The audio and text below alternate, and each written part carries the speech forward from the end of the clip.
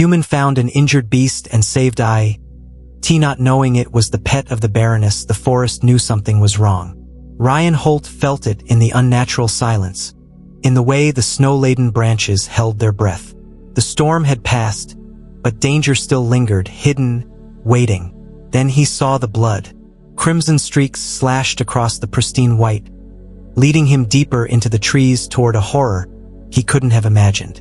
Behind a fallen log, the beast lay dying, its golden eyes locked onto Ryan, burning with terrifying intelligence. No wolf had claws like knives.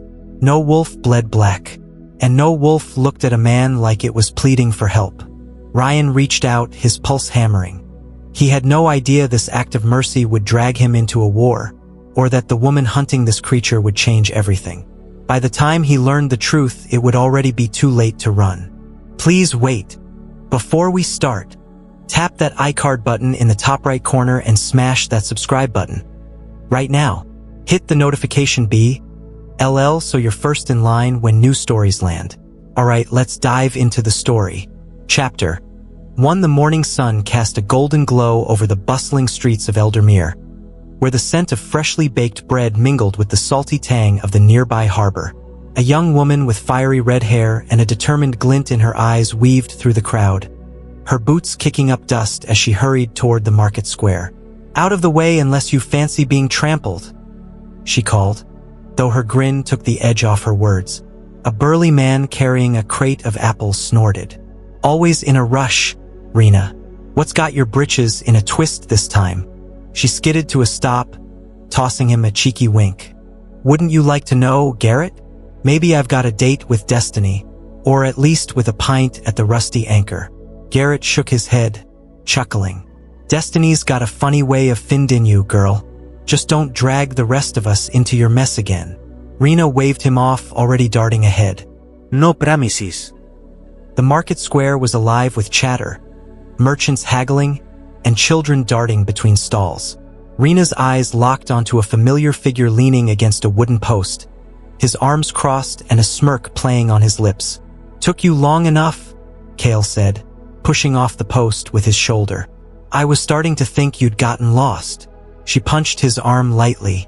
"Please, I could navigate this place blindfolded. You're just impatient. Or maybe I've got better things to do than wait for your Royal Highness." He shot back, though his tone was warm. Rena rolled her eyes.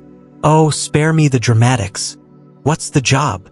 Cale's smirk faded, replaced by a seriousness that made her spine straighten. "Word is, the Blackthorn gang's been smuggling relics out of the old ruins near the Whispering Woods. The kind of relics that shouldn't see daylight." She whistled low. "That's not good. Those ruins are cursed 6 ways to sundown. What's the pay?" "Enough to keep us fed for a month. Plus, a favor from the guild." Rena's eyebrows shot up. "Now that's interesting. Who's footing the bill?" Cale hesitated, glancing around before lowering his voice. "The scholar." Her breath hitched. "You're joking. Wish I was. You in?" Rena chewed her lip, weighing the risks. The scholar wasn't just some back-alley informant. He was a ghost, a legend. Working for him meant stepping into something bigger than a simple relic hunt. But the thrill of the unknown buzzed in her veins. "When do we leave?" Cale grinned. "Now. Pack light, and try not to get us killed." She scoffed, already turning toward the tavern. "No promises," she repeated, her laughter trailing behind her like a challenge to the fates. The cobblestones beneath their feet echoed with the promise of adventure, and for the first time in weeks, Rena felt alive. Whatever lay ahead, it was going to be anything but boring. Chapter 2. Ryan's cabin creaked under the weight of the winter wind, the fire in the hearth struggling to keep the cold at bay. The beast, Nero, as Diana had called him, lay curled near the flames, his golden eyes flickering with an unsettling intelligence. Ryan sat across from him, nursing a steaming mug of coffee, studying the creature. 3 days had passed since he dragged Nero out of the snow, and the beast hadn't so much as bared a fong at him. "You're not just some animal, are you?" Ryan muttered, half to himself. Nero's ear twitched, his massive head tilting as if considering the question. Then, with deliberate slowness, he exhaled through his nose, almost like a sigh. Ryan smirked. Yeah, I figured. A sharp knock at the door shattered the moment. Ryan froze. No one came this deep into the woods unannounced. Nero's body tensed, his lips peeling back in a silent snarl. Easy, Ryan whispered, standing slowly. He grabbed the hunting rifle leaning against the wall, just in case, before stepping toward the door. The knock came again, harder this time. Ryan yanked the door open, his grip tightening on the rifle. The woman standing on his porch was unlike anyone he'd ever seen. Her sleek black suit clung to her like a second skin, the silver serpent pendant at her throat glinting in the pale light. Her dark eyes locked onto his, sharp and unreadable. "Dr. Holt," she said, her voice smooth but edged with something dangerous. "I'm Gianavos." Ryan didn't lower the gun. "You lost." Diana's lips curled into a smile that didn't reach her eyes. "Not at all. I believe you have something of mine." Behind Ryan, a low, rumbling growl filled the cabin. Diana's gaze flickered past him, her expression shifting, just for a second, into something almost relieved. "Ah, there you are, Nero." Ryan didn't move. "You know this thing? This thing has a name," Diana said coolly. "And yes, I do. He's mine." Nero's growl deepened, but he didn't advance. Ryan glanced back at the beast, then at Diana. "He was half dead when I found him. If he's yours, how'd he end up bleeding out in the snow?" Diana's jaw tightened. "That's none of your concern." "Like hell it isn't," Ryan snapped. "I patched him up. I've been feeding him. That makes him my concern." Diana studied him for a long moment, then sighed. "You're stubborn. I'll give you that." She stepped forward, her boots clicking against the wooden floor. Nero's ears flattened, but he didn't retreat. Ryan blocked her path. "Not another step." Diana arched a brow. "Or what? You'll shoot me? If I have to." She laughed, a short, humorless sound. "You'd miss." Before Ryan could react, her hand flashed out, twisting the rifle from his grip with terrifying ease. She tossed it onto the couch like it was nothing. Ryan stared, his pulse roaring in his ears. "What the hell are you?" Diana smirked. "Someone you don't want as an enemy." She turned her attention back to Nero, her voice softening. "Come on, boy. Time to go." Nero didn't move. Instead, he looked at Ryan, his golden eyes almost pleading. Ryan frowned. "He doesn't want to leave." Diana's confidence wavered for the first time. She crouched, holding out a hand. "Nero. Now." The beast hesitated, then limped forward, but not toward Diana. He pressed his massive head against Ryan's leg, a quiet whine escaping his throat. Diana's expression darkened. "Fine." She straightened, crossing her arms. "You want to help him? Then help me find who did this to him. Because if they come back, they won't leave either of you breathing." Ryan's stomach twisted. "Who's they?" Diana's smile was razor-thin. "That's the fun part, Dr. Holt. You're about to find out." Outside, the wind howled like a warning. Chapter 3. The Whispering Woods lived up to their name. Every rustle of leaves sounded like a hushed secret, every gust of wind a murmured warning. Rena tightened her grip on the hilt of her dagger, her boots sinking slightly into the damp earth. "You sure this is the right way?" she muttered, eyeing the gnarled trees that seemed to twist toward them like skeletal fingers. Kale, a few paces ahead, paused to consult the tattered map in his hands. Unless the scholar's playing games, the ruins should be just beyond that ridge. He shot her a sideways glance. "Second thoughts," she scoffed. "Please, I've just got a healthy respect for places that look like they'll eat me alive." A low chuckle escaped him. Smart, but too late to turn back now. As if on cue, a twig snapped somewhere to their left. Both froze, hands flying to their weapons. The underbrush rustled, and a scrawny figure stumbled into view. A boy no older than 14. His face smudged with dirt and eyes wide with panic. Rena relaxed slightly, though her fingers didn't leave her dagger. "Well, this just got interesting." The boy gasped for breath, clutching his side. YUV got to help. They're coming. Kale stepped forward, his voice steady. Who's coming? Before the boy could answer, a chorus of rough shouts erupted from the trees. Shadows moved between the trunks. Armed men, their faces hidden behind black scarves. Rena cursed under her breath. Black Toon Gong. Looks like we found our relic thieves. The boy whimpered. They killed my brother. Said no witnesses. Kale didn't hesitate. Run. That way. He shoved the boy toward a gap in the trees before turning to Rena. Plan. She bared her teeth in a grin. Kick their teeth in? Solid. The first thug lunged, a curved blade flashing. Rena ducked, driving her elbow into his gut before sweeping his legs out from under him. You guys really need better training. Another came at her, swinging wildly. She sidestepped, yanking him forward by his scarf and sending him face first into a tree. Oops, that's gotta hurt. Kale, meanwhile, was a blur of motion. Two men already sprawled unconscious at his feet. He caught her eye, jerking his chin toward a hulking brute charging at them. Big one's yours. Rena cracked her knuckles. Love it when you share. The brute swung a massive club. She dove, rolling to her feet behind him and driving her dagger into his thigh. He roared, stumbling, and she used the distraction to plant a boot in his back, sending him crashing into a bush. Silence fell, save for their ragged breaths. Kale wiped the blood from his lip, surveying the scene. That was too easy. Rena nudged one of the unconscious thugs with her toe. Yeah, well, don't sound so disappointed. A weak cough drew their attention. The boy had crept back, eyes darting between them and the fallen men. You took them down. Kale shrugged. Occupational hazard.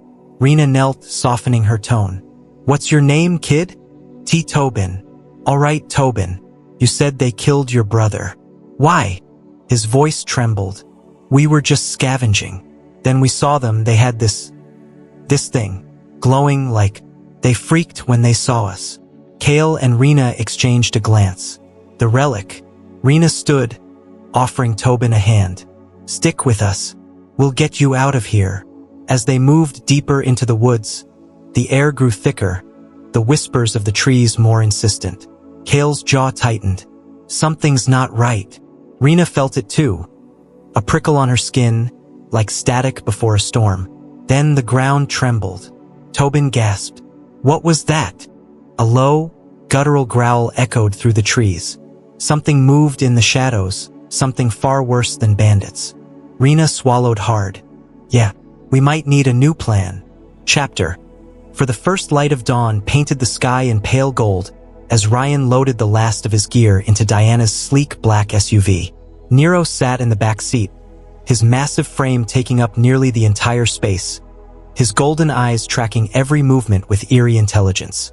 Ryan tossed his backpack in and turned to see Diana leaning against the hood, arms crossed, watching him with an unreadable expression.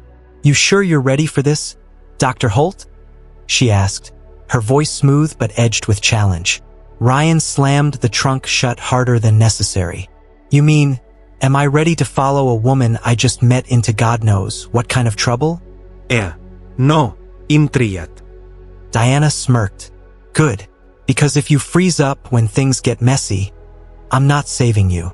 I didn't ask you to. Ryan yanked open the passenger door. But since we're sharing concerns, do you mind telling me why you're so calm about all this? Most people would be freaking out over a giant wolf thing that understands English. Diana slid into the driver's seat, her movements precise. Most people haven't seen what I've seen. The engine purred to life. Nero let out a low chuff from the back, his breath fogging the window as he stared at the disappearing cabin. Ryan glanced back at him. He's nervous. He's smart, Diana corrected, shifting gears. He knows what we're walking into. The SUV rolled forward, tires crunching over gravel. Ryan watched the trees blur past, his fingers tapping restlessly against his knee. So, this Baroness title, that just for show? Or do you actually have some kind of authority here? Diana's grip on the wheel tightened slightly. It's a name, nothing more. Aha! Ryan leaned back. And the people after Nero? They got names too. A muscle twitched in Diana's jaw. They're part of a black ops group called Cerberus. Think military-grade science experiments gone wrong. Ryan whistled low. That's comforting. Diana shot him a look. You wanted answers. Yeah. And now I'm wondering if I should have brought more ammo. Nero suddenly growled, his head snapping toward the tree line. Diana's foot slammed the brakes, the SUV skidding to a halt. Ryan grabbed the dashboard. What the hell? Diana was already reaching for the glove compartment. We've got company. A shadow moved between the trees, too fast, too fluid to be human. Then another, and another. Ryan's blood turned to ice. Please tell me those are just really big deer. Diana pulled out a sleek handgun, checking the clip with practiced ease. Worse. She tossed him a second weapon. Cerberus's attack dogs, genetically enhanced, faster, stronger, and very, very hungry. Ryan caught the gun, his pulse roaring. You couldn't have led with that? Nero's snarl deepened, his claws digging into the leather seats. Diana's smile was all teeth. Where's the fun in that? The first creature lunged from the woods, a nightmare of muscle and fangs, its eyes glowing an unnatural red. Ryan cocked the gun. Remind me to never help a stray again. Diana kicked open her door. Too late for regrets, Doctor. Time to hunt. Chapter 5. The relic pulsed in Rena's hand, its eerie blue light casting long shadows across the crumbling ruins. The air smelled of ozone and old magic, making her skin prickle with unease. This thing feels alive, she muttered, turning it over in her palm. Kale shot her a wary glance. Then maybe stop poking it like it's some market trinket. She smirked, though her fingers tightened around the relic. What's the worst that could happen? A deafening roar answered her, shaking dust from the ancient stone walls. The creature from the woods, a hulking, twisted thing with too many teeth, lurched into the chamber, its milky eyes fixed on them. Tobin pressed against the wall and let out a strangled noise. That's the worst. Kale drew his sword, the steel ringing in the charged air. Rena, get the kid out of here. She hesitated, torn between the relic and the fight. Like hell, I'm leaving you to play hero alone. He didn't look at her, his stance steady. Heroics get people killed. This thing's after the relic, so you run, and I'll slow it down. The beast lunged, claws raking the ground. Kale barely dodged, countering with a slash that glanced off its thick hide. Rena cursed, shoving the relic into her pack and grabbing Tobin's arm. Move! They bolted for a narrow passage, the creature's snarls echoing behind them. Tobin stumbled, gasping. We can't just leave him. She didn't stop. We're not. But we're also not dying today. Skidding to a halt at a fork in the tunnels, she yanked a vial from her belt. Smoke powder, homemade and volatile. Cover your ears. The explosion rocked the passage, collapsing the way they'd come. Dust billowed, choking the air. Tobin coughed. What if he was? He's fine, Rena snapped, more to convince herself. Stubborn bastards, too mean to die. Silence stretched, thick and suffocating. Then scraping, a muffled curse. Kale emerged from the rubble, blood streaking his temple but very much alive. Next time, he wheezed, give a man some warning. Rena's laugh was half relief, half adrenaline. Where's the fun in that? He glared, but there was no heat in it. The relic. She patted her pack. Safe, but we've got bigger problems. Tobin pointed back the way they'd come. It's not alone. The growls were multiplying, skittering through the dark like whispers. Dozens of eyes gleamed in the shadows. Kale exhaled sharply. You just had to ask, what's the worst that could happen, didn't you? Rena drew her dagger, grinning despite it all. Admit it, you'd be bored without me. The first creature lunged. This time they fought back to back. Chapter 6. The creatures came in waves, gnashing teeth, clawed limbs, and that awful, guttural clicking sound that made Rena's bones vibrate. She spun, dagger flashing, carving a bloody arc through the darkness. Kale, we can't hold them off forever. Kale's sword found the throat of a beast leaping at Tobin, its hot blood spraying across the stone. No kidding, he growled. Got any brilliant ideas? Rena kicked another creature back, her boot connecting with a sickening crunch. Working on it. Her fingers brushed the relic in her pack. Still pulsing, still warm. Too warm. The relic's reacting to them. Maybe we can use it. Toby pressed against the wall with a broken chair leg as his only weapon. Yelped as claws grazed his shoulder. Maybe do it fast? Kale grabbed Rena's arm, yanking her back as a massive set of jaws snapped where her head had been. How? She didn't hesitate. Throw it. What? Trust me. With a grunt, Kale snatched the relic from her pack and hurled it down the tunnel. It clattered against the stone, its glow flaring violently. The creatures shrieked, their milky eyes locking onto it. For a heartbeat, nothing happened. Then the relic exploded. The blast threw Rena off her feet, the world tipping sideways in a burst of blue fire. She hit the ground hard, ears ringing, vision swimming. When she blinked the spots away, the creatures were gone. Scattered, fleeing, or worse. Kale groaned beside her, rolling onto his back. Remind me never to let you plan again. She coughed, spitting out dust. Oh, come on. That worked. Tobin sat up slowly, clutching his bleeding shoulder. Define worked. The ruins trembled, cracks spiderwebbing across the ceiling. Kale's eyes widened. Move. Now. They ran, stumbling over rubble as the tunnel collapsed behind them. Daylight seared Rena's eyes as they burst free, tumbling onto the mossy forest floor just as the entrance sealed itself with a final, thunderous crash. Silence. Then birdsong absurdly cheerful. Rena lay there, heart hammering, and started laughing. We're alive. Kale sat up, wiping blood from his brow. Barely, but the corner of his mouth twitched. You're insane. She grinned. And you love it. Tobin groaned, flopping onto his back. Can we not almost die for 5 minutes? Kale stood, offering Rena a hand. Where's the fun in that? She let him pull her up, their grip lingering just a second too long.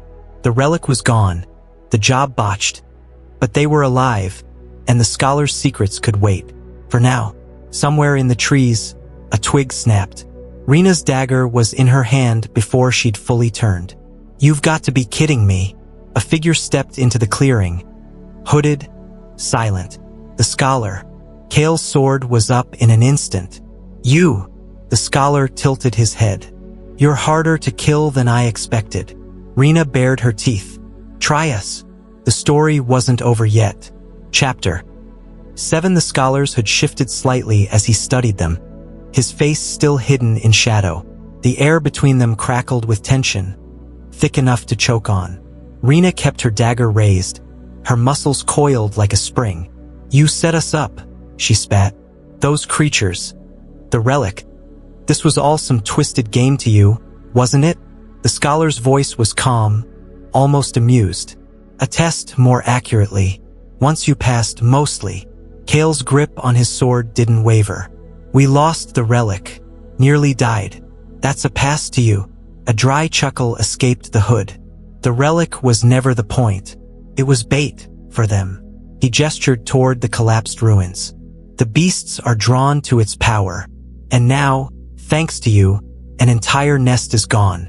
Tobin, still clutching his injured shoulder, gaped. Wait, we were just pest control? Rena's eyes narrowed. You used us. The scholar tilted his head. I employed you. There's a difference. Kale took a step forward, his voice low and dangerous.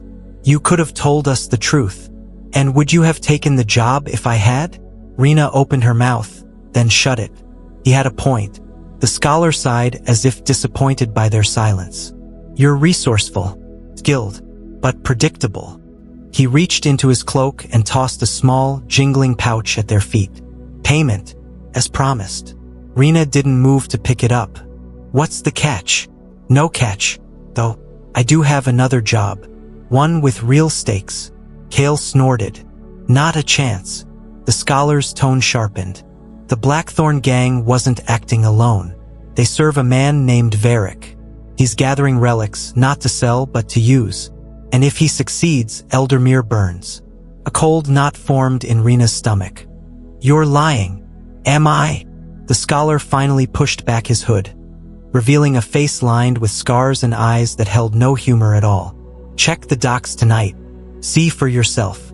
Silence stretched between them, heavy and uncertain. Tobin swallowed hard. He's not lying. Kale shot him a look. How do you know? The boy hesitated. Because my brother heard them talking before they killed him. They mentioned Varric. Said he was building something. Rena and Kale exchanged a glance. Damn it. She bent down, snatching the coin pouch with a grimace. Fine. We'll look. But if this is another trick. The scholar was already turning away. You'll stab me. Understood. And just like that, he vanished into the trees, leaving them standing there, bruised, bloodied, and thoroughly played. Kale exhaled sharply. I hate that guy. Rena pocketed the coins, her mind racing. Yeah, well, hate him later. She nodded toward the distant glow of Eldermere's lanterns. We've got a dock to check. Tobin groaned. Can I at least get stitches first? Kale clapped him on the back. Gently. Welcome to the team, kid. As they trudged toward the city, Rena couldn't shake the feeling that this was far from over. The relics, Varric, the scholars' games, it was all connected. And somehow they were right in the middle of it. She smirked to herself. At least life was never boring. And that was the end of the story. Comment below if you want the next chapter, and hit that like button. Please subscribe, turn on the bell, and as always, keep the last light burning.